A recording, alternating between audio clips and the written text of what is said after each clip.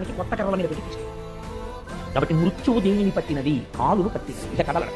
అనారోగ్యం వచ్చేసి జబ్బుడిపోయి intensive care యూనిట్లో ఉన్నవాడు క్యాంప్ వెళ్ళాలో లేకపోతే ఎక్కడికో వెళ్ళాలంటే వెళ్తాడేంటి, ఇంకెళ్ళేది ఉండదు.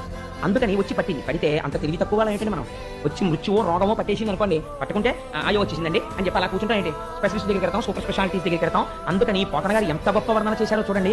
కరి దిగుచు మకరి సరసికి కరి దరికి మకరి దిగుచు గరకరి దరయన్ కరికి మకరి మకరికి కరి భరమనుతున్న అతల కుతల భటులరుదు పడేను. ఏనుగు యొక్క పట్టు విడిపించుకుందామని, మొసలి పట్టు విడిపించుకుందామని ఏనుగు చూస్తోంది. ఏనుగుకున్న కోరిక ఒక్కటే, ఇప్పుడు మిగిలిన కోరికలు పక్కన పెట్టేయండి, ఈ మొసలి పట్టు తప్పించుకుని గట్టెక్కేద్దాం అని ఏనుగు చూస్తోంది.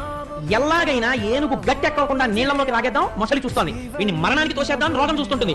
ఎలాగో అలా హాస్పిటల్ నుంచి బయటపడిపోదాం మనిషి చూస్తుంది. అందుకని కరి దిగుచు మకరి సరసికి గరిదరికి మకరి దిగుచు కరకరి బెరయం కరికి మకరి మకరికి కరి బలమనుచును అతల కుతల భటులు అరుగుపడేది. ఈ యుద్ధంలో ఎవరెవరికి తోడురారు, ఎవరి రోగంతో వాడే పోరాడాలి. ఎంతమంది ఉన్నా నాగారండి ఇంకో మంది చేసుకోండి, ఇంకో మంది చేసుకోండి, ఇంకో డాక్టర్ దగ్గరికి వెళ్ళండి అంటారు. కానీ రోగాన్ని ఎవరు పంచుకుంటారండి? రోగంతో యుద్ధం ఇంకెవరు తనే చేసుకోవాలంటే యుద్ధం.